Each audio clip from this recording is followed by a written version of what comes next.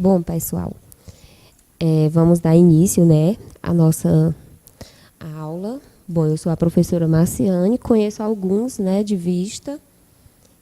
E a disciplina que a gente vai dar início é a enfermagem e assistência clínica. Bom, é uma disciplina nova, né? Então, a gente vai mais voltada para assistência da clínica médica. E a gente vai conhecer um pouco sobre essa assistência, né? Os cuidados de enfermagem que a gente vai prestar durante essa assistência. Bom, para início, eu vou apresentar a vocês, né, o plano de curso, né, da disciplina, o que essa disciplina vai propor no decorrer das aulas. Bom, ela traz a ementa, na qual ela tem assistência integral e humanizada de enfermagem ao adulto e ao idoso, que apresentam alterações clínicas relacionadas com o perfil epidemiológico regional, onde vai trazer também os cuidados com hemoderivados, cuidados paliativos e também a educação em saúde, né, que faz parte aí do processo de cuidado, tanto na assistência clínica como na médica. E essa disciplina, ela tem como objetivo geral proporcionar conhecimentos, né, e desenvolver competências e habilidades necessárias da assistência de enfermagem integral e humanizada ao adulto e ao idoso, com doenças crônicas degenerativas, considerando a cura e a prevenção das doenças e a promoção da saúde. E ela também tem o objetivo, né, de elucidar a fisiopatologia, prevenção, manifestações, tratamentos clínicos das doenças do sistema, tanto circulatório, respiratório, endócrino, neurológico, digestório, urinário e o oncológico. Ou seja, ela traz aí a prevenção e das manifestações e o tratamento clínico de todos os sistemas do nosso corpo em geral. E aí a gente vai abordar e relembrar a fisiopatologia de todos esses sistemas. Bom, a disciplina também apresenta os objetivos específicos, na qual ela traz, né, que vamos apresentar o conhecimento sobre a assistência integral e humanizada de enfermagem ao adulto e ao idoso, que apresentam aí alterações clínicas relacionadas com o perfil epidemiológico regional.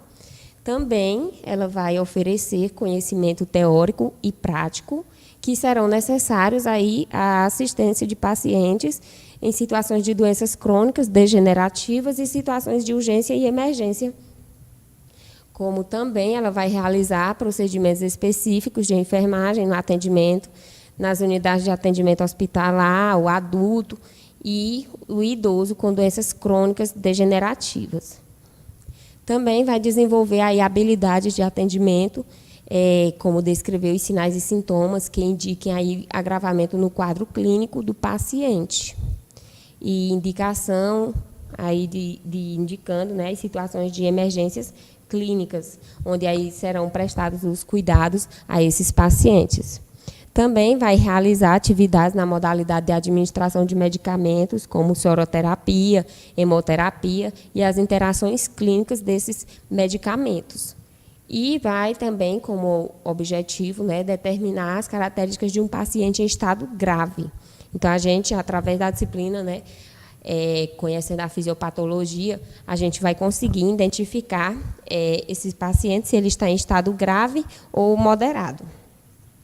E também tem o objetivo de ofertar conhecimento sobre a assistência de enfermagem integral e humanizada ao adulto e ao idoso com doenças crônicas degenerativas, considerando a cura e a prevenção de agravos e de sequelas das doenças e a promoção da saúde.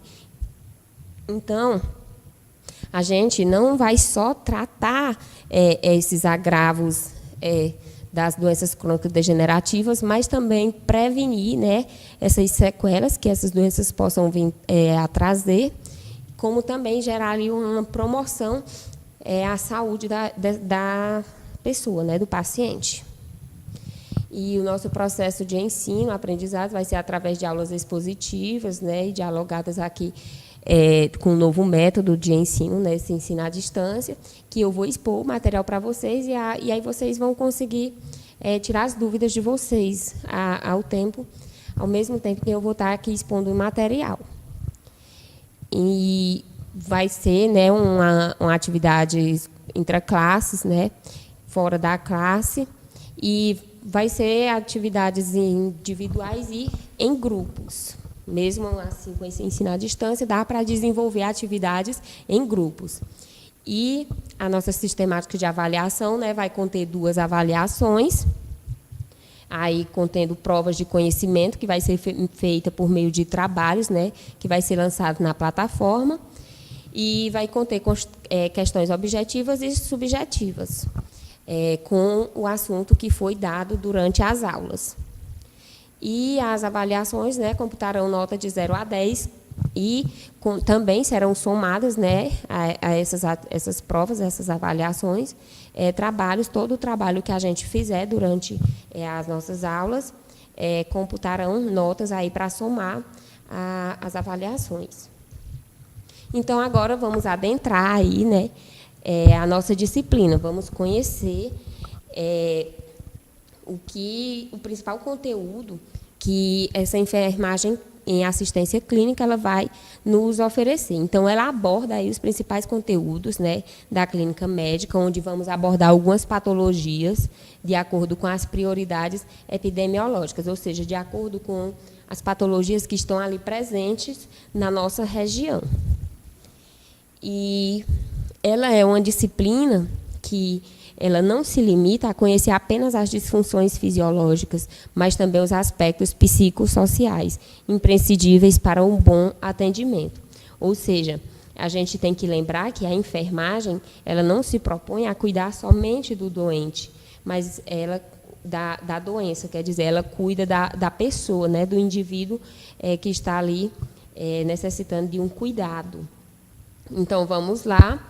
Adentrar os conhecimentos que a disciplina tem a nos ofertar. Se eu estiver falando rápido demais, minha gente, vocês falem, viu? Porque eu falo rápido mesmo. E qualquer dúvida, vocês vão perguntando. Bom, a gente vai iniciar aí com o processo saúde e doença.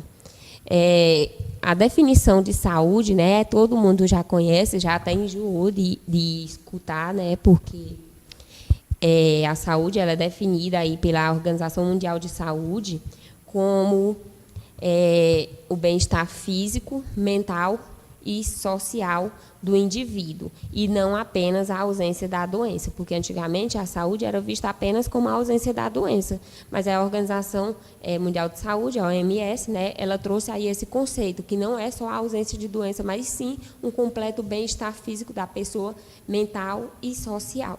Já a doença, ela possui diversos conceitos e ela é baseada em 2 concepções. Essas concepções são a concepção otológica e a concepção dinâmica.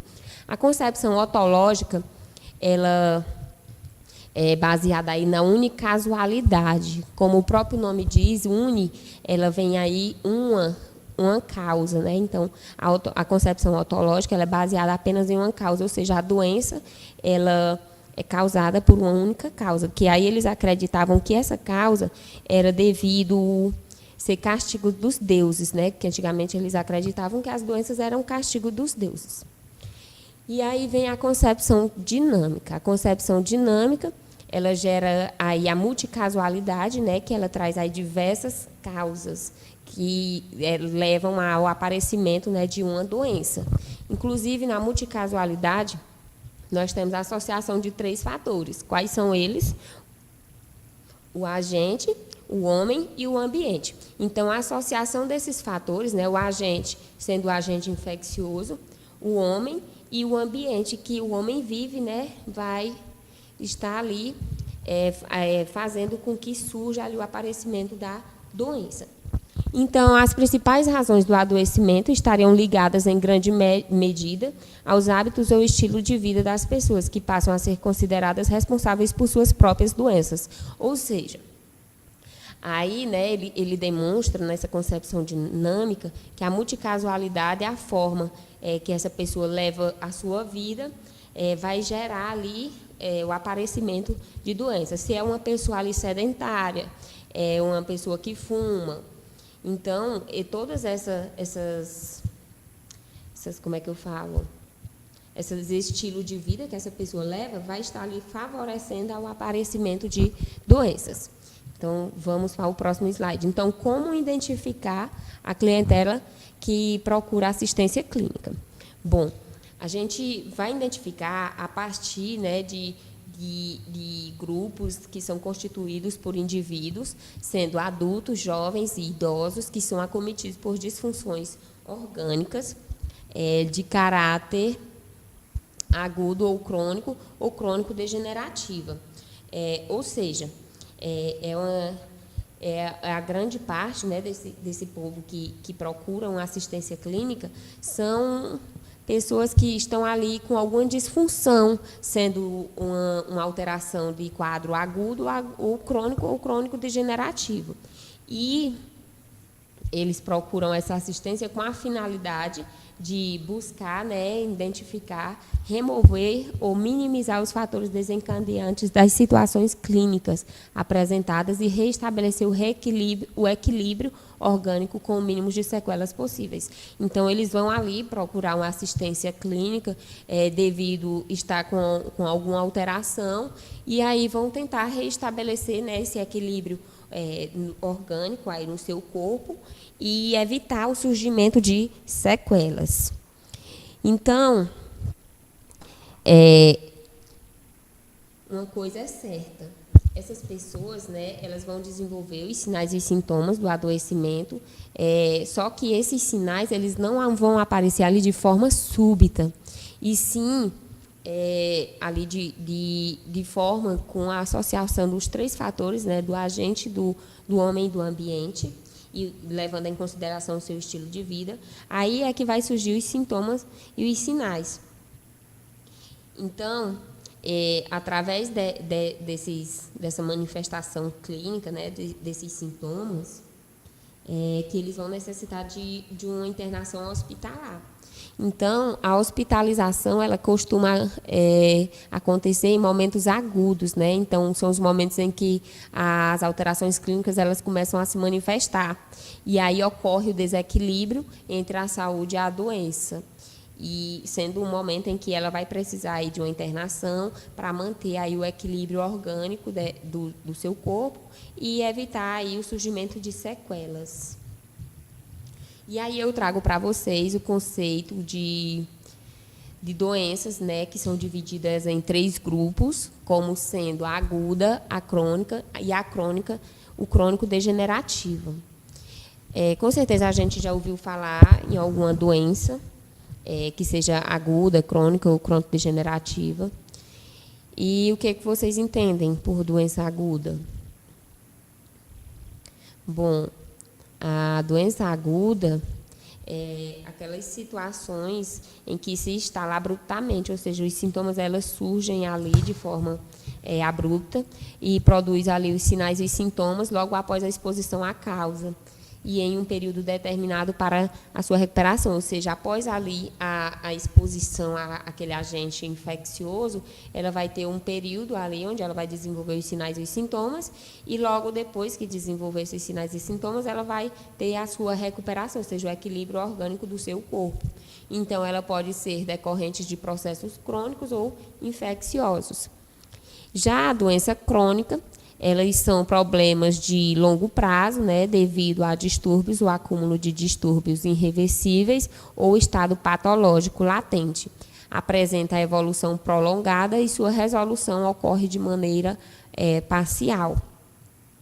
Ou seja, vamos supor aí que ela tem uma cura parcial, aí onde ela vai controlar, né, os fatores que vão causar o aparecimento dos sinais e os sintomas dessa doença. E a crônico-degenerativa são situações de evolução lenta e gradual, geralmente são assintomáticas, ou seja, eles não desenvolvem nenhum sintomas e não têm causa ou tratamento definidos. E a assistência objetiva o controle dos fatores desencadeantes, que aí um exemplo de doença crônico-degenerativa é a insuficiência renal crônica, que ela é uma doença que ela vai ser assintomática e quando a pessoa procurar um atendimento à saúde, ele vai ter, aí não vai ter mais como voltar as funções do rim, ou seja, ele vai estar se degenerando. E aí futuramente para substituir a função do rim, vai precisar ir fazer a hemodiálise. Então é isso, ela vai dar uma assistência objetiva e controlar os fatores que vão estar ali desencadeando essa doença.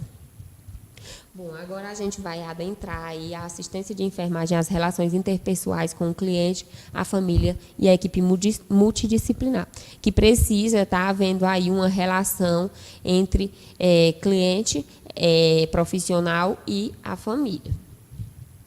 Bom, então, no século XX, né, antes do século XX, a gente já tinha aí o cuidado da enfermagem, só que não era como é hoje. Então, a partir do século XX, a enfermagem ela passa a integrar-se ao trabalho do hospital. Aí, a enfermagem ela passa a agir no cuidado clínico desses pacientes, com a finalidade, né, da recuperação do corpo biológico dos doentes, que é o modelo clínico de assistência que a gente tem hoje. Então, apesar dos grandes desenvolvimentos tecnológicos, né, que a gente vem vivendo nas últimas décadas, muitas vezes não vem conseguindo resolver esses graves problemas de saúde que ocorrem na maioria da população. Por quê? Porque a maioria da população ela vive em condições sociais desfavoráveis. Ou seja, elas não têm acesso a serviços de saúde, a um bom emprego, a uma alimentação adequada, a um transporte, entre outras condições sociais que ela vive desfavoráveis, como, por exemplo, o acesso ao saneamento básico, né? Vivem em comunidades que o esgoto é exposto ali, né, em céu aberto. Então, todas essas condições que a pessoa vive, o homem vive, né, o ambiente em que ele é exposto, torna-se aí um agravo para desenvolver problemas de saúde. Então, por mais que a gente consiga resolver aquela alteração patológica que aquela pessoa está tendo no momento, ali durante a internação, mas aí ela vai para casa. E aí, quando chega em casa, ela está ali exposta a condições desfavoráveis. Então, vai ser desfavoráveis aí para iniciar, dar continuidade ao tratamento dela. Por isso que existe, né, clientes que reagem ao mesmo diagnóstico ou fases da doença de formas diferenciadas, utilizando-se de diferentes comportamentos físicos, cognitivos e verbais. Por que essas pessoas com o mesmo diagnóstico vão reagir de formas diferentes? Por exemplo, eu tenho 2 pessoas com diabetes, mas uma pessoa vive ali em condições de vida boa, né? Tem um bom emprego, que esse bom emprego dá aí como é que eu digo? Dá aí a assistência, né, para ela ter um acesso ao serviço de saúde, a uma boa alimentação, a um transporte. Ela vai ter acesso ao saneamento básico. Já aquela pessoa em condições sociais desfavoráveis, essa doença ela vai tender a se tornar mais grave nessa pessoa, porque a forma de vida dela não ajuda aí a melhorar o quadro clínico dela. Então, a complexidade do cuidado do doente crônico, ela visa aí, né, a interação entre a equipe multidisciplinar, o cliente e a sua família, com a finalidade de proporcionar-lhes a segurança e o conforto no decorrer do tratamento. Então, essa interação aí com a equipe, o cliente e sua família, vai haver para que haja de forma adequada aí as orientações que são necessárias para o seu tratamento. Bom, agora a gente vai ver um pouco sobre a organização, a estrutura e o funcionamento das unidades de internação geral e especialidades.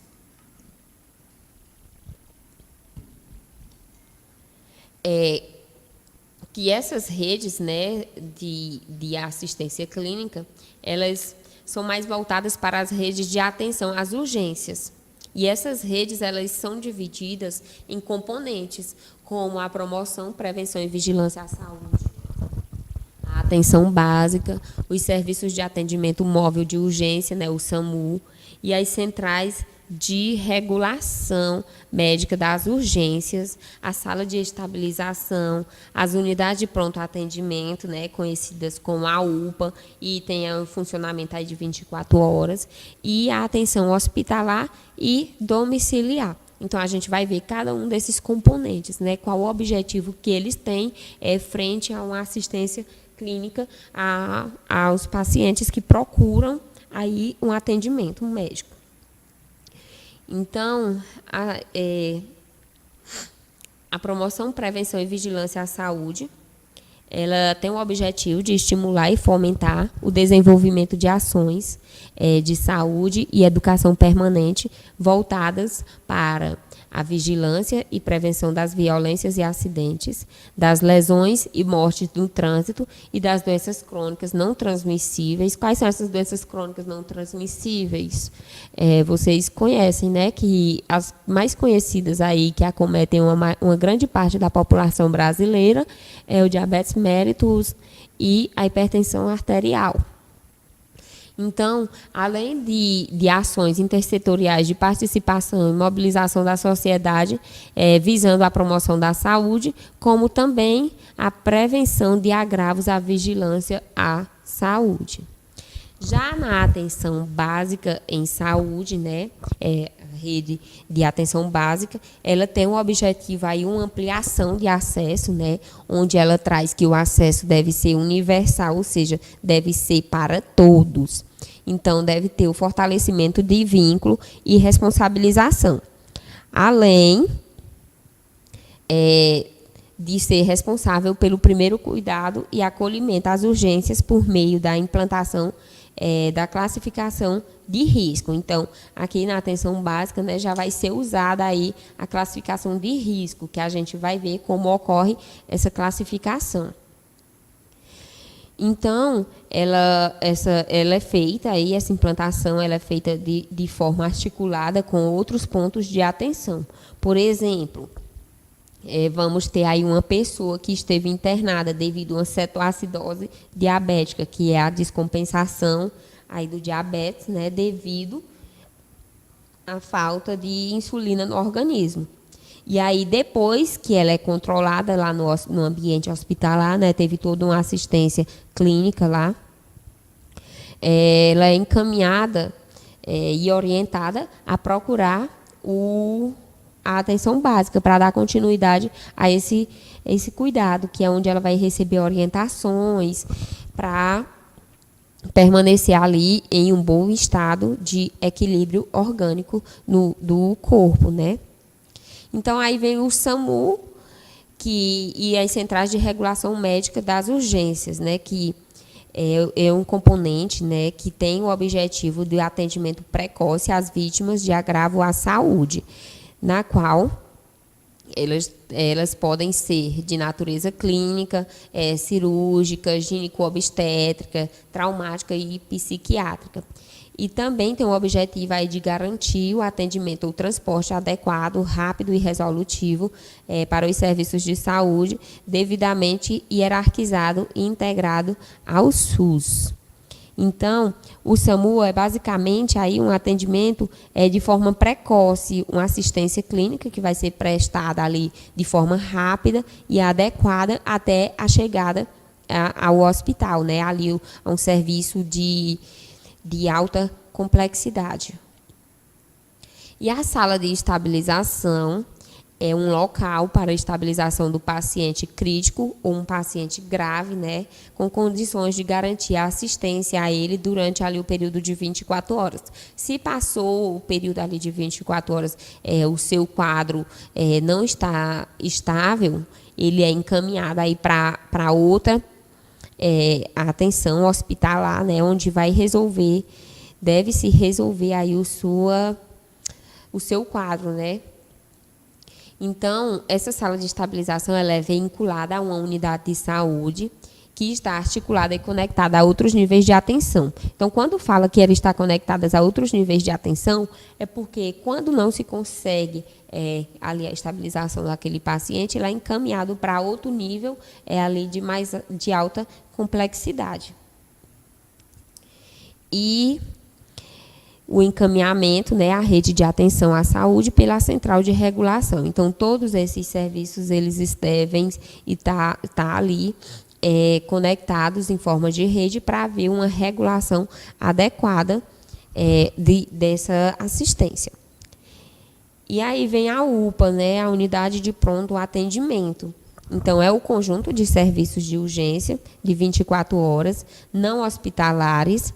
Então, são estabelecimentos de saúde, né, de complexidade intermediária entre as unidades básicas de saúde, saúde da família e a rede hospitalar. Então, essa UPA ela fica aí entre a unidade básica de saúde, né, que é a primeira porta de entrada ao serviço de saúde, e entre a rede hospitalar, porque a rede hospitalar é considerada aí com mais complexidade, né? Então, a UPA ela é de complexidade intermediária.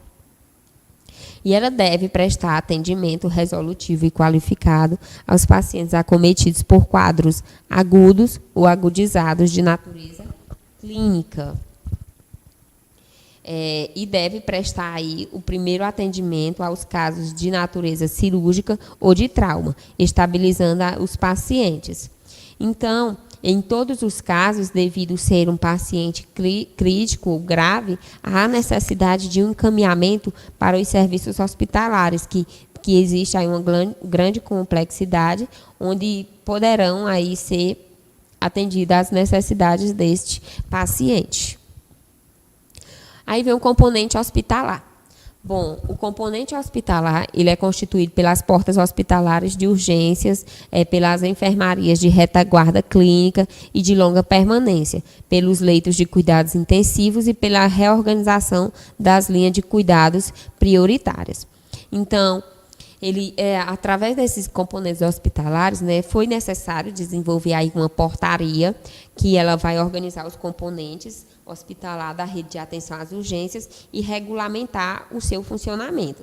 Que essa portaria é a portaria de número 2395 de 2011, na qual ela tem o objetivo aí de organizar a atenção às urgências nos hospitais, garantir a retaguarda de atendimentos de média e alta complexidade e garantir a assistência hospitalar nas linhas de cuidados prioritárias. Gente, tá dando para entender ou eu estou falando rápido demais? E qualquer dúvida, vocês vão perguntando, viu? Essa parte aqui é uma parte mais introdutória, onde a gente vai conhecer como funciona o serviço, né, na assistência clínica, para poder adentrar aí realmente as alterações patológicas que vão ser necessárias aí a intervenção dos cuidados de enfermagem. Então, vou dar continuidade, já que ninguém aí se manifestou dúvidas, né? Então, vamos lá, continuando na portaria 2395 de 2011. Bom, essa portaria, ela reforça aí a necessidade do componente hospitalar estar integrado à rede de atenção às urgências. Pois eu vou falar mais devagar um pouco, viu, Francineide? Bom, então, essa portaria ela vai estabelecer, sim, Daiane, todas essas redes que eu estou falando, esses serviços, eles devem funcionar de forma articulada para haver aí assistência clínica adequada. Porque, por exemplo, se um paciente ele procurou ali a atenção básica, só que na atenção básica, né, ele foi diagnosticado aí com uma doença que ele vai precisar de uma assistência maior. Então, não foi possível ali fazer o atendimento daquele paciente na atenção básica.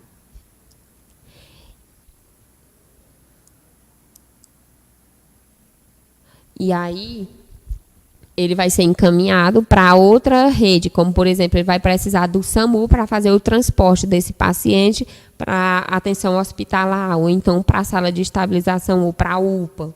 Entendeu? Então, todos esses serviços, eles funcionam como uma rede para fazer parte aí a assistência clínica adequada desse paciente. Viu, Daiane? E a porta de entrada do caso, como portas de entrada no caso? As portas de entrada é tipo assim, os serviços de saúde, eles funcionam como porta de entrada para estar ali atendendo a necessidade daquele paciente. Então, a principal porta de entrada nos serviços de saúde começa ali na atenção básica. E aí, se não foi resolvido na atenção básica, ele vai adentrar aí os outros serviços que têm uma alta complexidade para resolver ali o problema daquele paciente, viu? A outra pergunta aqui de Larissa.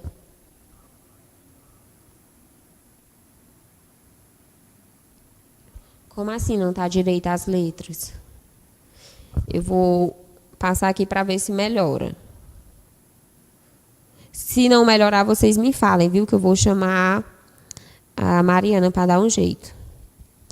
Bom, voltando aqui para a portaria, né? Que é necessário a gente ver as portarias que dão aí a assistência. Então, essa portaria ela tem aí o objetivo de estabelecer, além das diretrizes básicas do SUS, né? Então deve ser a internet. A tua internet, Larissa, que não está boa. Sai e entra de novo. Então, ele vai estabelecer aí as diretrizes básicas do SUS, onde vai ser um acesso universal, universal aí para todos. Todos vão ter acesso aos serviços de saúde, a qualquer que seja o serviço de saúde, ele é feito para todos. Vai haver a equidade, a integralidade e também, principalmente, né, a humanização, onde vai ter aí a questão da humanização, um cuidado humanizado a esses pacientes.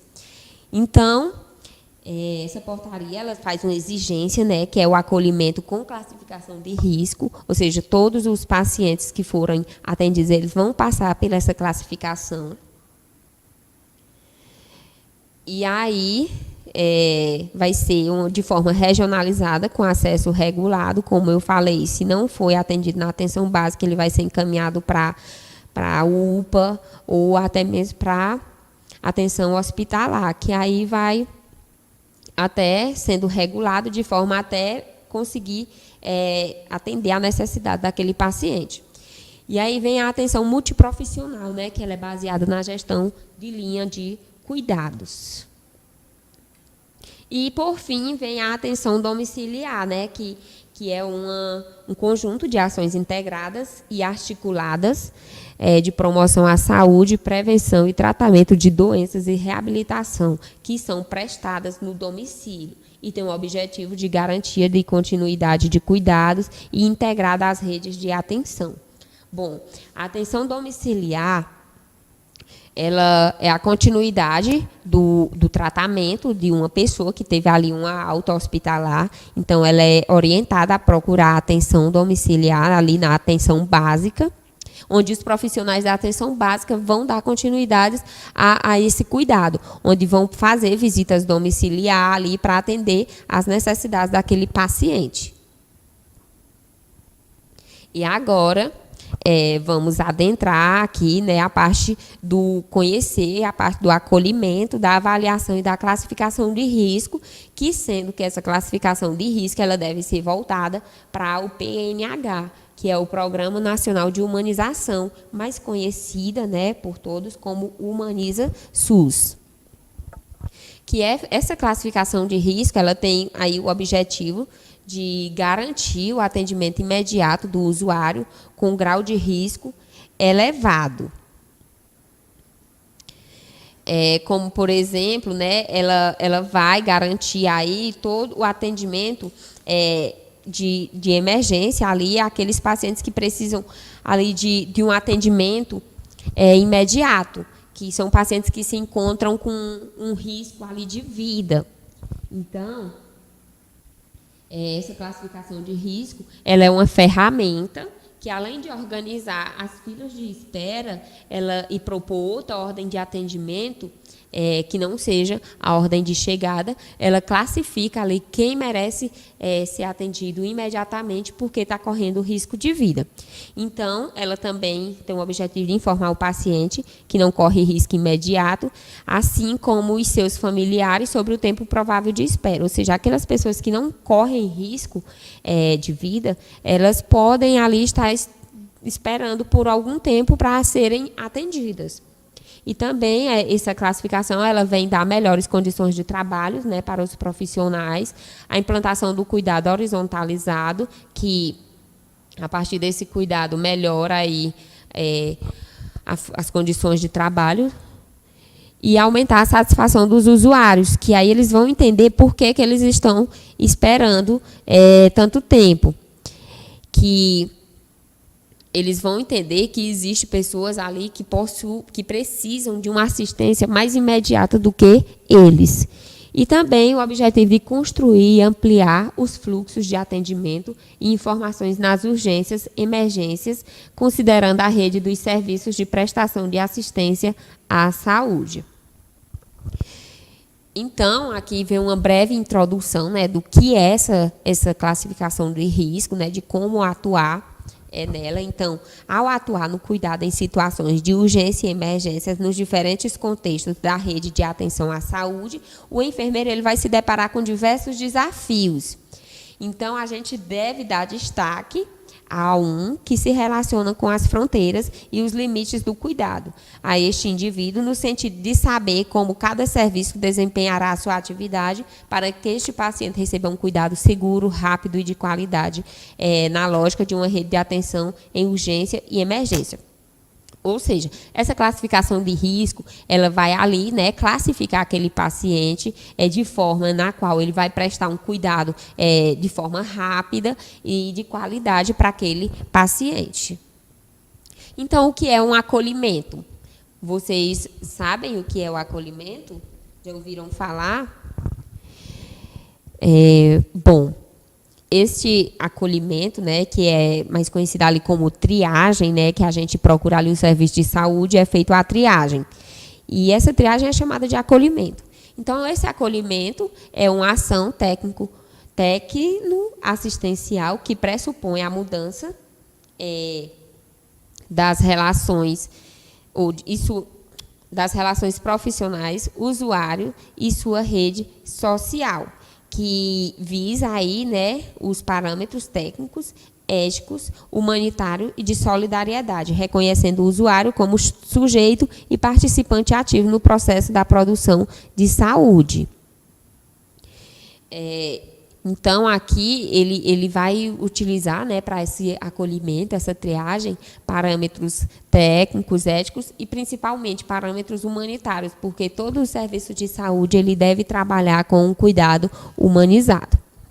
Então, esse acolhimento com classificação de risco, ele se configura como uma das intervenções decisivas que tem a finalidade aí de reorganizar as portas de urgência e a implantação da produção de saúde em rede. Então, esse acolhimento aí com avaliação de risco, né, que vai classificar sendo o paciente de risco ou não, ele vai aí reorganizar a forma de adentrar aí as urgências, de fazer esse atendimento em relação às urgências e emergências presentes na saúde.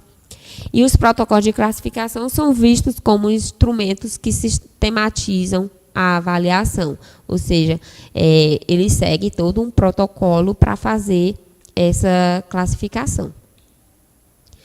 Então, esse acolhimento ele implica em prestar um atendimento em saúde com resolutividade e responsabilização, orientando, quando for o caso, né, o paciente e a família em relação a outro serviço de saúde, como, por exemplo, se ele procurou ali a atenção básica e não foi possível atender as necessidades desse cliente, ele vai ser orientado a procurar outro serviço de saúde, né, vai ser feito ali o encaminhamento daquele paciente para dar continuidade da assistência e estabelecer articulações com esses serviços para garantir a eficácia desse encaminhamento. Ou seja, ali quando ele encaminha aquele paciente, ele vai poder dar continuidade ao seu cuidado, né, ao cuidado desse paciente. Então, desse modo, vai possibilitar o atendimento a todos que procuram os serviços de saúde na rede, ouvindo seus pedidos e assumindo no serviço uma postura capaz de acolher, escutar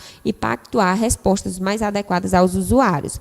Ou seja, através do acolher esse paciente, né, da escuta, vai ser possível ali sistematizar, né, respostas que serão adequadas para a necessidade daquele usuário.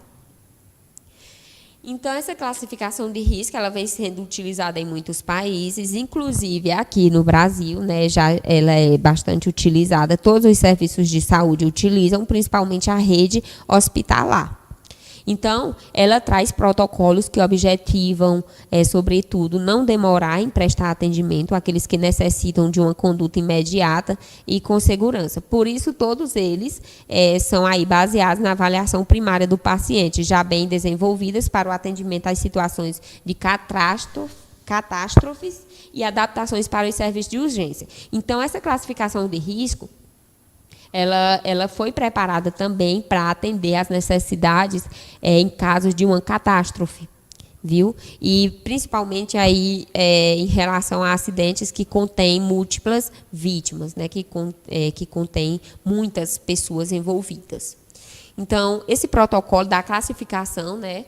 Ele é feito através de instrumentos que sistematizam essa avaliação. E não se trata de fazer um diagnóstico prévio, nem de excluir pessoas sem que tenham sido atendidas pelo médico. Mas a classificação de risco ela é realizada pelo enfermeiro, baseada em consensos estabelecidos conjuntamente com a equipe médica, não só da enfermagem, mas também a equipe médica, para avaliar a gravidade ou o potencial de agravamento do caso, se aquela pessoa está com um grau de sofrimento ali.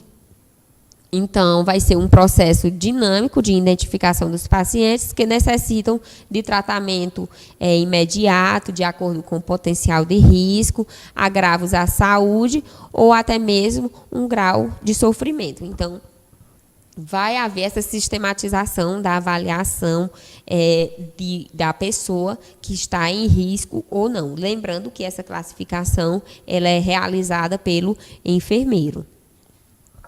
E aí vem a classificação de risco, né, que ela é dividida nos seguintes níveis, e ela é feita a partir de cores, na qual tem a cor vermelho, amarelo, verde e azul, que a gente vê, né, muitos serviços de saúde, eles têm um banner na parede fixado ali, essa classificação, identificando quais são os pacientes que se classificam ali na cor vermelho, amarelo, verde ou azul.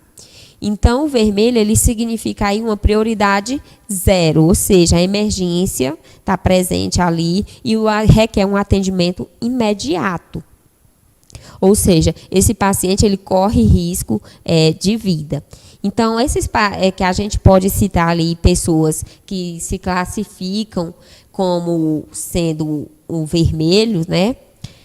Pessoas com politraumatismo grave, pessoas que têm queimaduras com mais de 25% do corpo, traumatismo crânioencefálicos graves, pessoas que chegam aos serviços com hemorragia, parada cardiorrespiratórias, crises convulsivas e até mesmo a tentativa de suicídio. Então, existem outros casos, né? Mas vamos citar esses. E, então, essas pessoas elas não podem esperar, elas têm que passar à frente de todas as outras prioridades. Então, elas correm risco de vida e precisam ali de um atendimento imediato. Então, a classificação amarelo. Então, ela significa aí uma prioridade 1, onde traz a urgência no atendimento em, no máximo, 15 minutos. Então, é uma urgência, só que a pessoa não corre risco de vida e pode estar ali esperando até 15 minutos. E são pessoas que desenvolvem, né, apresentam ali sintomas de alterações do nível de consciência, né, quando estão ali desacordadas, desorientadas, alterações de comportamento, onde tem aquela pessoa agitada, apresentando confusão mental, dor torácica, crise asmática, um diabetes mellitus descompensado, né? Quando você vê que a pessoa é portadora de diabetes, está ali apresentando sudorese, febre, taquipneia, taquicardia, confusão mental, entre outros sintomas, ela vai se classificar como a cor amarela. E Né, no quadro amarelo, né, na classificação de risco amarelo, a gente também enquadra vítimas de abuso sexual, entre outros sintomas, né? E na classificação verde, nós temos aí que significa a prioridade 2, que prioriza aí situações não urgentes, ao atendimento em até 30 minutos. Então, são pessoas que não correm risco de vida, né? E estão ali com urgência relativa e podem esperar. Então, quais são essas pessoas que se classificam como verde? São gestantes com complicações, pacientes que estão ali escoltados pelos policiais, são deficientes físicos, pacientes que apresentam cefaleia forte, dor de ouvido, pessoas que apresentam abscessos, e também pessoas com suspeitas de fratura. Então, a pessoa pensa, estou com meu pé quebrado, estou aqui com suspeita que meu pé fraturou. Eu preciso passar, é uma urgência. Não. Existem casos mais urgentes do que uma simples fratura. Por isso que existe essa classificação de risco. E, por fim, vem a classificação na cor azul, que significa uma prioridade 3, né? Onde temos aí as consultas de baixa complexidade, que são aquelas pessoas que deveriam estar procurando um serviço de atenção básica e não um serviço hospitalar. E aí se enquadram aí o tempo de espera de acordo com o horário da chegada dessa pessoa. Então, o tempo de espera vai variar até 3 horas. Então, essa pessoa pode esperar na fila até 3 horas. E vai ocorrer aí de acordo com a demanda destes atendimentos de urgências e emergências. E se enquadram aí nessa classificação azul os demais casos, né, as demais condições que não foram faladas. E sendo aí queixas crônicas, né, pessoas portadoras de diabetes e hipertensão. Aí tem também os procedimentos que devem ser realizados lá na atenção básica, mas essa pessoa procurar um atendimento hospitalar. Então, vai ser o quê? Curativo, procedimentos como a administração de medicação. Então, eles vão estar aí podendo esperar, porque tem situações mais urgentes. E essa classificação de risco, ela é identificada lá no boletim de emergência, ali naquela ficha que é feita ali na recepção, lá no cantinho superior direito. Então, ela é pregado um adesivo ou até mesmo pintado da cor da classificação de risco que aquela pessoa se enquadra. Alguma dúvida, gente, sobre a classificação de risco?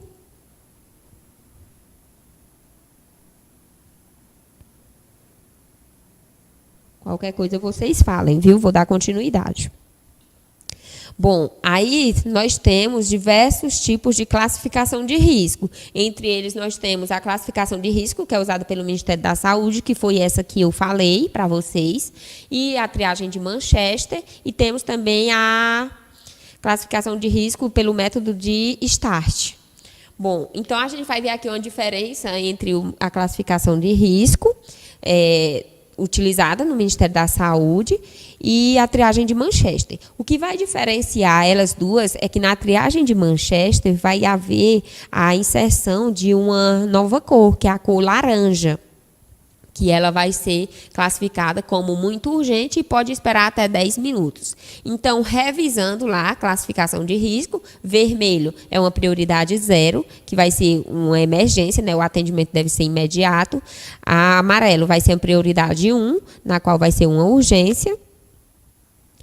E vai ser um atendimento o mais rápido possível, mesmo que aquela pessoa ela possa estar esperando ali até 15 minutos. E o verde vai ser uma prioridade 2, que vai ser não urgente, e o azul vai ser uma prioridade 3, onde vai ter ali umas consultas de baixa complexidade, a realização de procedimentos, e o horário o tempo de espera, né, vai depender do horário de chegada. Não. Nateane, né? Uma dor de ouvido, ela não é considerada ali como uma emergência. Ela é urgente, sim, né? Porque toda dor é ali que está sendo provocada, indica alguma alteração no sistema fisiológico da pessoa e merece um atendimento imediato. Só que não é uma emergência. Uma dor de ouvido não corre ali um risco de vida. A mesma coisa uma crise de ansiedade, não corre risco de vida, mas eles se classificam ali como sendo urgente, porque ele precisa ser atendido o mais rápido possível. Viu? Então, ele pode esperar. Ali, no máximo, né, no classificação de risco do Ministério da Saúde, até 15 minutos. Já no de Manchester, ele pode esperar até 60 minutos. Então, a triagem de Manchester, né, ela é dividida aí em 5 cores, onde temos o vermelho, que é emergente, imediato, né, deve ser um atendimento ali imediato, porque a pessoa está correndo risco de vida. Muito urgente é classificado com a cor laranja, que vai estar ali em 10 minutos. E o amarelo vai ser classificado como urgente, que vai ter um atendimento ali em 60 minutos. E o verde vai ser um pouco urgente, né, que vai ter um atendimento ali em 120 minutos. E o azul não vai ser classificado como não urgente, que vai ter ali um tempo de espera de 240 minutos. Ou seja, gente, esse tempo de espera aí que eles marcam vai depender também do serviço, né, da demanda do serviço. Então, vamos supor que o atendimento de urgência, aí a pessoa está com uma crise de ansiedade. Então, ela deve ser, não corre risco de vida para aquela pessoa, mas ela precisa ser atendida o quanto antes, né, o mais rápido possível. Então, vai depender da quantidade de urgências que está tendo no serviço para ela ser atendida. Não é porque na classificação de risco está ali determinando que vai ser 15 minutos, que essa pessoa vai ser atendida em 15 minutos. Então, por isso que ocorre aí uma demorinha, porque vem os casos urgentes ou de emergência na frente, viu? Então, vamos ver aí o método START. Bom, o método START ele é mais utilizado em casos de triagem de atendimentos hospitalar que envolvem múltiplas vítimas, ou seja, para o atendimento ali de muitas pessoas ao mesmo tempo. Então, o método START ele vem do inglês, o nome START, né, e significa triagem simples e tratamento rápido. Então, ela tem aí classificação em 4 cores, que é o vermelho, amarelo, o verde e o cinza, onde o vermelho deve ser um atendimento imediato, urgente, né, ali, e a pessoa está correndo risco de vida. É porque essa imagem ela está meio embaçada mesmo, não é questão de internet, nem de algum mau funcionamento aqui do equipamento. Viu? Mas vão anotando aí do lado, no material de vocês. O vermelho é um atendimento imediato e urgente, que é ali onde a pessoa ela corre risco de vida. Então, deve ser um atendimento ali imediato. O amarelo está escrito pode aguardar. Então, é uma pessoa que ela pode estar ali aguardando. E o verde ela é classificado como pessoas que precisam de atendimento leve, né? São classificadas como pessoas leves e podem esperar. E o cinza está escrito morto e inviável, ou seja, é a pessoa que se encontra morta ou inviável de algum atendimento. Então, quando ela é classificada como cinza, é porque a pessoa já veio a óbito e não precisa de um atendimento. Viu? Deu para anotar tudo ou quer que eu repita?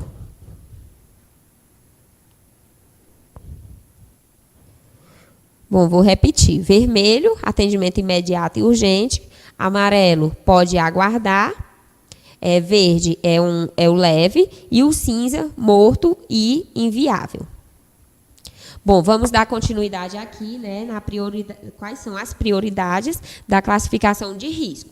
Bom, essas prioridades, para ocorrer essa classificação, ela é baseada nos seguintes dados, que são situações, queixas e a duração, né, desses sinais e sintomas que vêm se manifestando.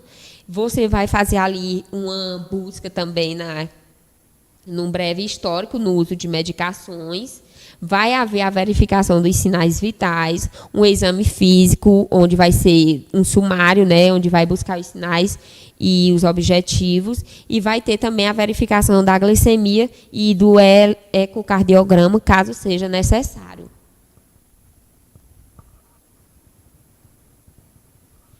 É porque, assim, no hospital, eles acham que é para atender aqueles casos mais graves, né? Aqueles casos que necessitam de um atendimento de alta complexidade na ATEANE. Então, eles não querem atender, só que eles têm que atender. Por quê? Porque o sistema de saúde ele é universal. Ele traz aí a diretriz básica do SUS como sendo universal, a equidade e a integralidade, ou seja, deve ser atendido todas as pessoas que procurarem os serviços de saúde, mesmo que seja apenas uma dor de cabeça, ele deve ser atendido. Viu? Por mais que o médico ele se negue, mas ele tem que atender, porque é um serviço universal. Por mais que seja uma coisa que é para ser resolvida lá na atenção básica, porque para eles é isso. Então, a pessoa sentiu uma dor de cabeça, vai na atenção básica. Só que se essa pessoa sentiu a dor de cabeça à noite, como é que ela vai esperar o dia amanhecer para procurar a atenção básica? Não, ela vai procurar o médico do hospital, né?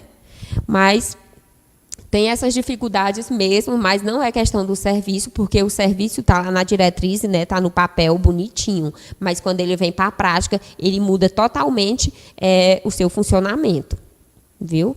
Mas é necessário ocorrer o atendimento, né, dessa necessidade, por mais que seja apenas uma crise de ansiedade ou uma simples dor de ouvido. Simples dor não, porque qualquer dor é um incômodo, né, por mais que seja pouca. Então, continuando aqui, essas prioridades da classificação de risco devem ser baseadas nesses seguintes dados que eu já falei. Então, vem aí o caso de referência e contra-referência. Bom, essa questão, né, que a Nateane falou, que são casos crônicos ou coisas mais simples, né? Existe a referência e a contra-referência. Por exemplo, se um paciente ele foi classificado como verde e procurou ali o atendimento hospitalar, ele vai receber esse atendimento lá no hospital, só que após esse atendimento, por exemplo, um doente crônico de hipertensão, ele, após resolver ali a necessidade dele, ele vai ser encaminhado à unidade básica de referência, aí a unidade básica de saúde da sua região, né? Que vai ser ali a unidade básica de referência pelo serviço social, que vai ser atendido pelo enfermeiro, né? O que vai garantir aí a consulta médica também, ou que após a consulta médica vai ser feito os cuidados de enfermagem àquele paciente, como, por exemplo, a administração de medicamentos e as orientações necessárias para ele seguir ali o tratamento. Então, vem as situações que devem ser pactuadas previamente. E aqueles pacientes que são classificados como azul, eles também poderão ser encaminhados para o acolhimento na unidade básica de saúde de referência ou terão seus casos resolvidos, né, pela equipe de saúde. Que é, no caso da atenção domiciliar, que, por exemplo, como eu falei lá no início, ele foi ao hospital, conseguiu, né, manter aí o equilíbrio do corpo, e só que ele precisa estar fazendo um acompanhamento para manter a boa vitalidade. Então, ele é encaminhado para a unidade básica de saúde para manter esse cuidado, dar continuidade ao cuidado. Então, agora, gente, a gente vai adentrar aí um pouco sobre a administração de medicamentos na assistência clínica, incluindo aí a soroterapia e a hemoterapia. Aqui a gente vai ver, basicamente, em que consiste a administração desses medicamentos. Bom, a intervenção medicamentosa, né, o uso de medicamentos e a administração de drogas com alto poder de ação é frequente nos cuidados ali da assistência clínica. Então, é um aliado no processo da recuperação da saúde, porque essas drogas que têm alto poder de ação, elas ajudam ali a manter o paciente estável. E a administração desses medicamentos vai exigir que a gente conheça a droga, né? Então, vai exigir um cuidado intenso e requer conhecimentos específicos e especializados sobre a droga que está sendo utilizada, pois qualquer falha durante essa atividade pode trazer consequências tais como reações adversas, reações alérgicas e erros de medicação, na qual essas consequências elas podem ser irreversíveis e devastadoras. Ou seja, elas podem aí causar, né, danos irreversíveis por isso, e levar o paciente à morte. Por isso, a gente deve estar conhecendo a droga que vai ser administrada, a via de administração, os efeitos colaterais e a indicação das drogas.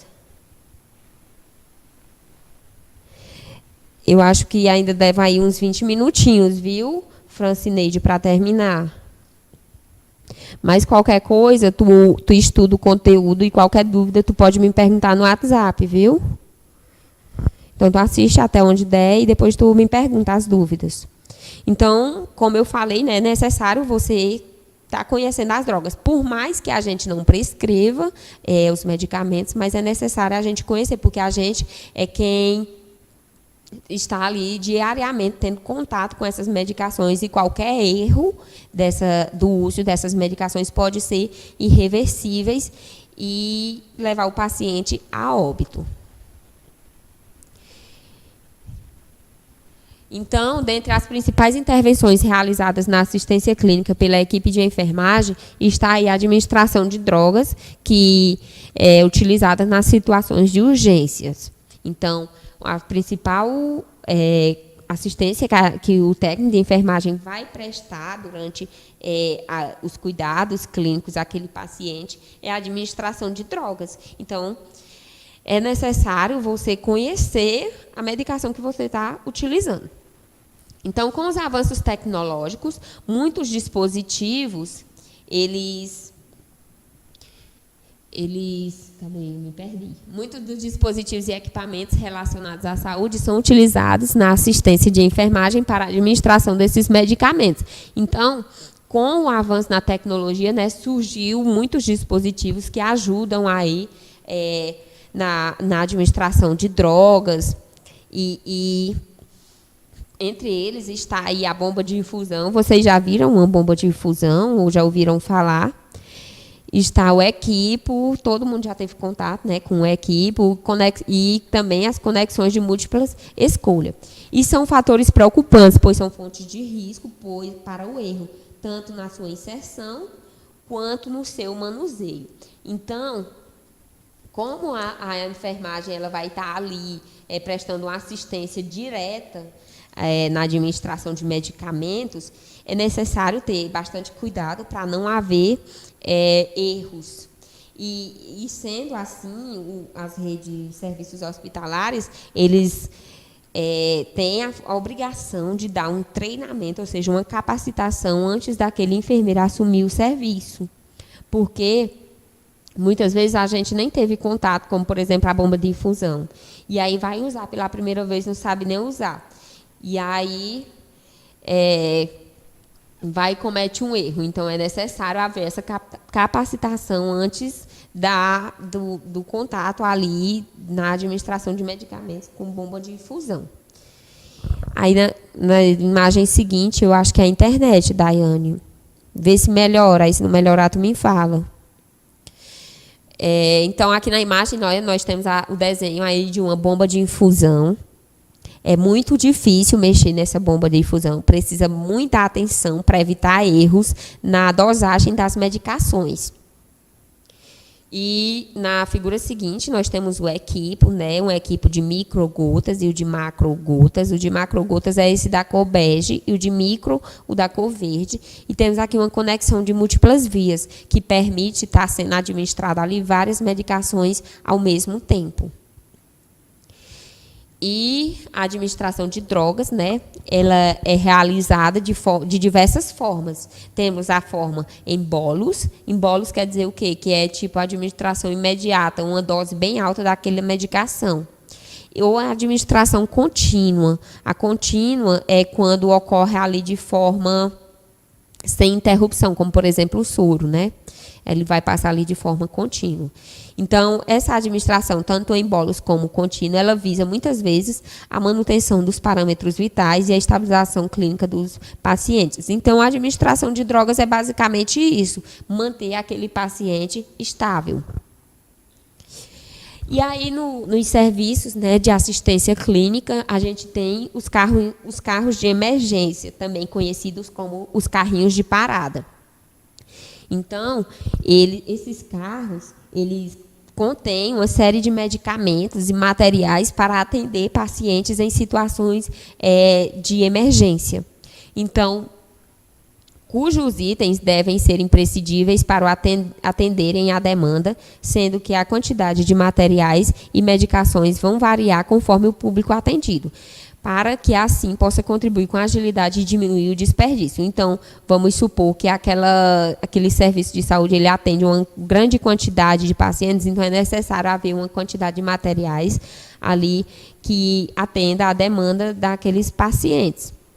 E eles estão ali dispostos no carrinho porque vai ajudar ali o profissional a ser ágil e a perder tempo, porque como é situações de emergência, não pode perder tempo. Cada minuto, cada segundo ali vale ouro para a vida daquele paciente. Então, esses carrinhos eles são feitos de formas padronizadas, na qual essa padronização ela é sugerida pela SBC, que é a Sociedade Brasileira de Cardiologia, e é embasada nas normas do American Heart Association, que é conhecido como AHA. Então, aqui no Brasil, a gente utiliza essa padronização. Embora as medicações elas sejam contidas no carro de emergência, elas sejam exclusivas para reversões de parada cardiorrespiratórias, elas devem conter outras medicações que atendam aí outras situações de urgências, como, por exemplo, as síndromes coronarianas agudas, né, em caso aí de infarto agudo do miocárdio, a insuficiência cardíaca congestiva e até mesmo o edema pulmonar. Não só aquelas urgências em casos de paradas cardiorrespiratórias. Então, aqui temos algumas classes, né, de medicações que estão presentes nos carrinhos de emergência. São elas os antiarritmínicos, anticolinérgicos, alcalinizantes, os antipsicóticos, os anestésicos, os cardiotônicos, os adrenérgicos, os bloqueadores neuromusculares, broncodilatadores, analgésicos opioides, antídoto dos benzodiazepínicos, diuréticos de alça, carboidrato, ansiolítico, benzodiazepínicos, antídotos de analgésicos, como, por exemplo, a pessoa tomou ali um analgésico, vamos supor o dipirona, teve uma reação alérgica ao dipirona, então é necessário pegar um antídoto daquele remédio para converter aquela reação anafilática que o paciente está desenvolvendo. Temos também antihipertensivos, agonistas adrenérgicos. Então, é uma classe de medicação bastante variada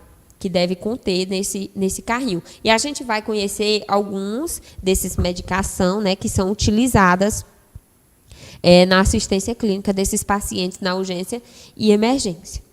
Bom, a epinefrina.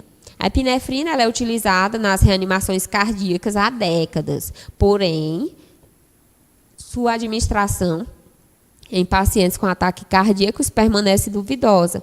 Ela é mediada principalmente por efeitos alfa-adrenérgicos, com o intuito de melhorar a pressão de perfusão coronariana. Ou seja, a epinefrina ela vai melhorar ali a perfusão sanguínea, ou seja, vai melhorar a circulação como um todo.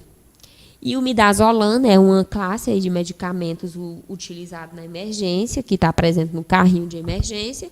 Ela possui o efeito ansiolítico e sedativo, ou seja, ele é utilizado também como sedativos.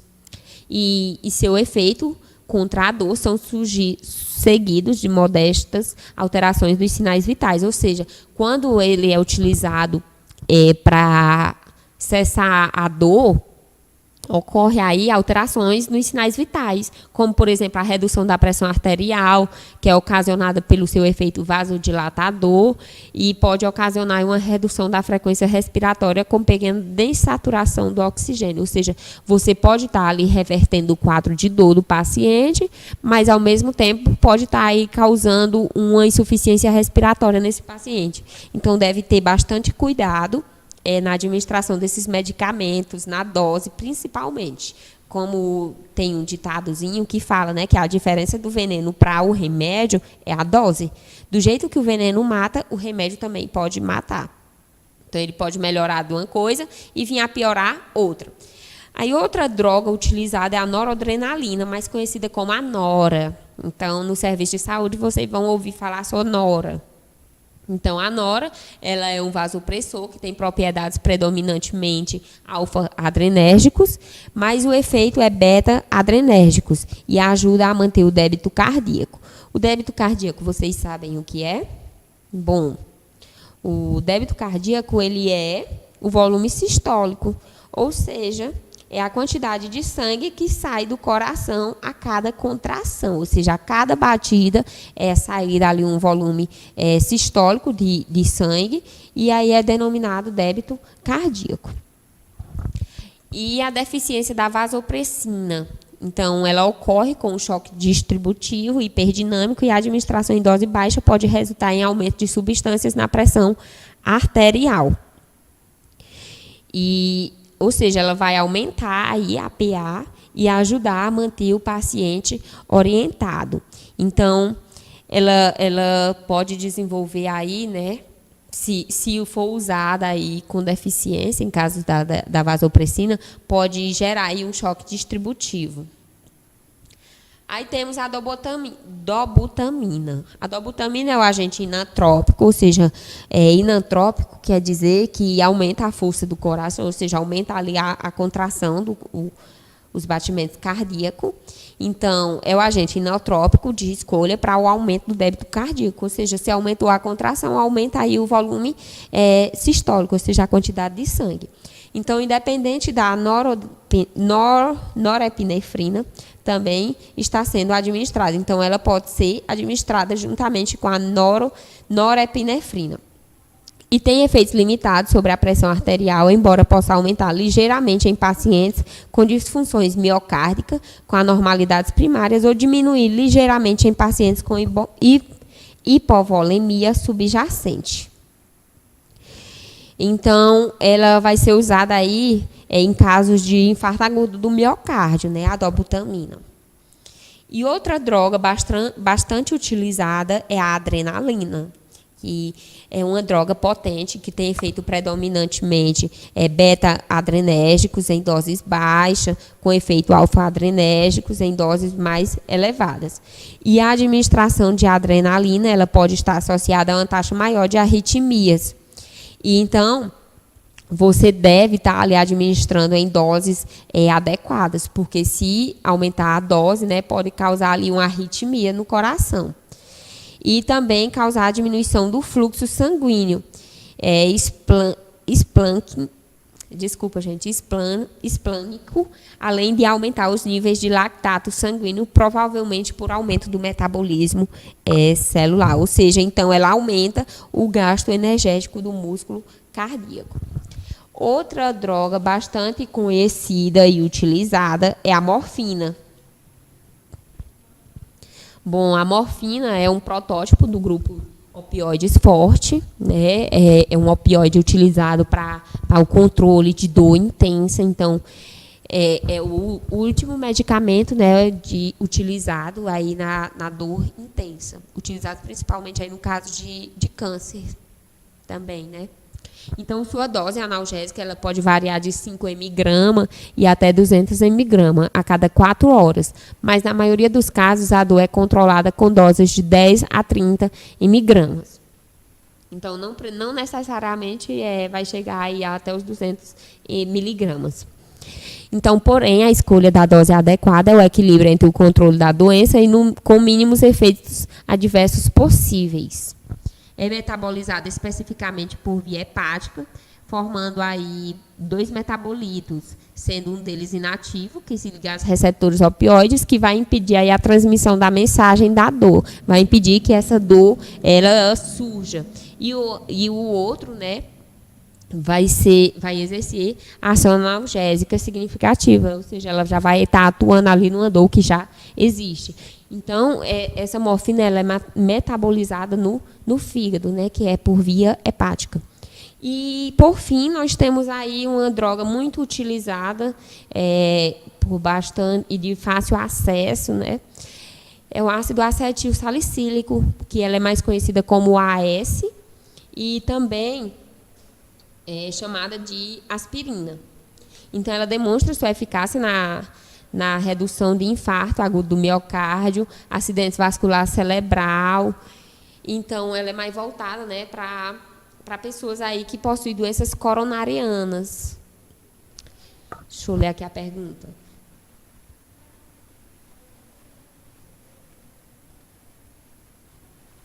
Pois é, gente, ó, como a pessoa aqui que falou, né, tem o nome em inglês, ela fala aqui, né, que teve um caso parecido no interior, onde um auxiliar de enfermagem ela ministrou 2 injeções em um paciente, na qual eram pacientes separados. Então, por isso, gente, que é necessário a gente conhecer, né, todas as medicações que a gente vai estar utilizando ali no serviço, por mais que a gente não vá prescrever, mas como a gente vai estar administrando, é necessário conhecer a via de administração, a indicação, se ela pode ser associada ou não, ou seja, a interação medicamentosa, que foi o caso aqui que ocorreu. Ele administrou 2 medicações que eram para ser separadas, ela juntou as 2 medicações e aí o que aconteceu? O paciente foi a óbito. Ah, Maria da Cruz, né? Então, é isso. É necessário ter bastante atenção com questão de medicação. Principalmente, né, a gente deve ser humilde, principalmente nessa questão, porque se a gente está lá no serviço e existe uma pessoa que está há mais tempo, a gente pode estar perguntando, a pessoa está tirando dúvida. Então, se você não conhece aquela medicação, não conhece a via de administração e nem a interação medicamentosa, você pode estar perguntando a outra pessoa. Não é porque você não saiba, é porque você não pode administrar medicação sem conhecer. Porque se você for administrar, pode causar o óbito dessa pessoa. E é pior, né?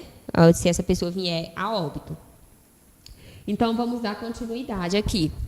Então, o ácido acetil salicílico, né, o AS, mais conhecido, ele tem mostrado aí mais resultantes que outros agentes plaquetários, ou seja, o uso do AS em doses baixas na prevenção e tratamento de doenças cardiovasculares, como antiagregantes plaquetários, tem mostrado resultantes positivos, além de ser uma droga, né, que possui um baixo custo, disponibilidade e fácil implementação. Um erro que a gente comete não sei vocês, mas quando a gente é criança, a gente gosta, né, de estar comendo o AS, porque é docinho. Não é bom a gente comer o AS em grandes doses, porque ele pode vir aí a causar uma alteração fisiopatológica na pessoa, que pode levar à morte, viu? Então, ele deve ser usado em doses baixas. Eu mesmo já cheguei a comer uma cartela todinha de uma vez só. Mas isso antigamente, depois que eu comecei a conhecer aí a questão da interação medicamentosa e o funcionamento, parei totalmente de tomar medicação sem precisão. Então, é isso, gente. Vamos conhecer aí as medicações que a gente vai estar utilizando no nosso serviço, para não ocorrer erros, viu? Se for ali uma reação alérgica, tudo bem, dá para ser resolvida, mas se o paciente vier a óbito, é uma coisa irreversível. E aí a gente só vai responder aos processos. Então, a soroterapia, né? É uma técnica que introduz medicamentos no organismo do paciente por meio de um soro diretamente na veia, proporcionando o equilíbrio químico em pouco tempo. E aí essa soroterapia ela vai repor os sais minerais, as vitaminas e aminoácidos que estão faltando no corpo do paciente, devolvendo ali a saúde e a disposição para aquela pessoa. Então, a soroterapia ela envolve ali o cálculo de medicamentos, que vocês devem ter visto, ou vão ver ainda na disciplina de introdução à enfermagem. Caso vocês ainda não tenham visto, vocês me falem, porque eu imaginei, né, que vocês já tinham passado pela disciplina. Porque também sou novata, né, não conheço a grade curricular do curso.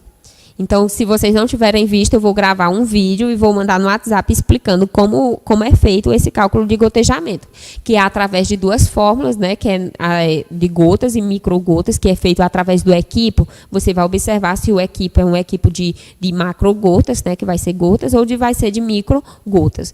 E aí, na questão, vai ter os dados da medicação e o total de horas que deve ser utilizado.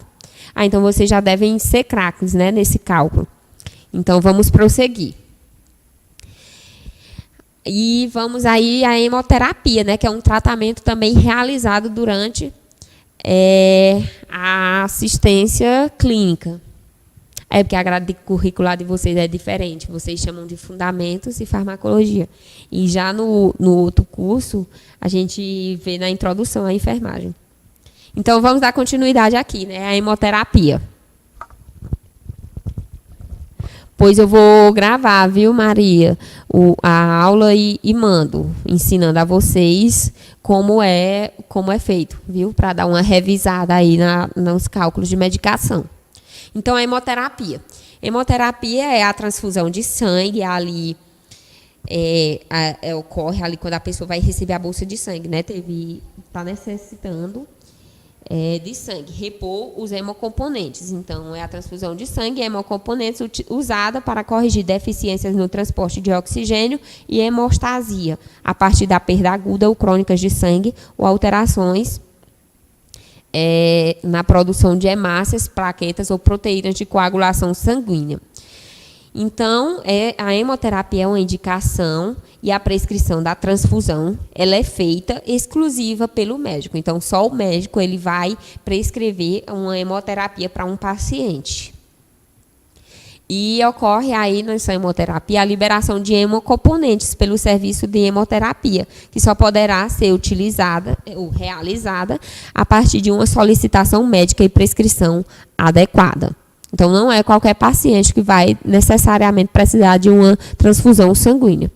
Então, a hemoterapia são os produtos gerados em serviços de hemoterapia através de técnicas de centrifugação, que permite o fracionamento da bolsa de sangue total em concentrados de hemácia, concentrados de plaqueta, plasma fresco, plasma congelado e crioprecipitados, que é as formas desse plasma, ser fresco ou congelado, né? E aí, essa hemoterapia é utilizada para a transfusão sanguínea, sendo que cada bolsa proveniente de uma doação pode beneficiar até 4 pacientes. Então, ali você doa o sangue e aquela bolsa que você doou, ela pode estar ajudando ali a salvar 4 vidas. E os componentes do sangue presentes ali na bolsa são as hemácias, plaquetas e leucócitos. E de acordo com a necessidade do paciente, o médico vai prescrever se ele precisa de hemácias, de plaquetas ou de leucócitos. Então, a única contraindicação de fazer a transfusão sanguínea num paciente é se ele apresentar febre. Então, se aquele paciente está apresentando febre, não vai ser possível fazer essa transfusão sanguínea enquanto ele não normalizar ali o seu estado febril. E também, caso ele inicie ali, você vai lá, faz a administração da transfusão sanguínea, vai iniciar, e o paciente não está apresentando febre, mas posteriormente ali, durante a administração, ele começa a desenvolver a febre, né, a apresentar a febre. Então, deve-se interromper imediatamente essa transfusão. E outra coisa, a hemoterapia ela é feita, um procedimento que vai durar ali, em média, de 1 a 4 horas de infusão. Já a soroterapia, né, enquanto o paciente for necessitado ali de nutrientes, ele vai estar ali tomando a soroterapia. Já a hemoterapia não, ele tem a média de infusão de 1 a 4 horas. Aí agora vamos adentrar aqui as terminologias clínicas, que é outra coisa que é fundamental a gente conhecer. Essas terminologias clínicas, que são vocábulos, né, médicos, conhecidos aí pelos médicos, e a gente precisa ter conhecimento dos seus significados, Porque é o que ocorre basicamente com a medicação. A gente precisa conhecer a medicação, né, a indicação, a via, a interação medicamentosa, para poder estar ali trabalhando com aquela medicação. Mesma coisa a terminologia. Se você não entende o falar do médico, né, o que o médico quis dizer com aquele termo, dificulta aí uma comunicação. Então, terminologias clínicas, eles são vocabulários estruturados que definem conceitos complexos para doenças cirúrgicas, tratamentos, medicamentos, profissões, locais e estruturas fisiológicas, e dentre outros inúmeros conceitos em saúde. Então, ele ajuda aí na comunicação da equipe de saúde e é considerado uma habilidade fundamental na assistência de enfermagem, onde os indivíduos, familiares e a coletividade. Então, é necessário haver o conhecimento dessas terminologias clínicas para haver uma comunicação adequada. E o ato de comunicar e transferir informações de forma clara, precisa e padronizada sobre o estado de saúde dos pacientes, o que vai aí permanecer aí uma assistência segura a esse paciente. Então, vamos conhecer também as terminologias clínicas. Inclusive, tem um trabalho para vocês sobre as terminologias clínicas que vocês irão fazer. Eu vou dar um prazo para vocês me entregarem, né? Primeiro, eu vou aprender a mexer na plataforma, né? Porque eu falei com as meninas, elas falaram que as atividades são feitas através do Google Classroom, né? Eu acho que é esse, que eu vou aprender agora, ao terminar a aula, a utilizar essa plataforma. E aí, quando eu lançar a atividade na plataforma, eu falo para vocês e também vou repassar o calendário das nossas aulas, viu? Então, a nossa aula de hoje é isso. Qualquer dúvida que ficou, vocês vão me perguntar e eu vou fazer sim, Maria da Cruz, um videozinho explicando o cálculo de gotejamento, né, o cálculo de medicações.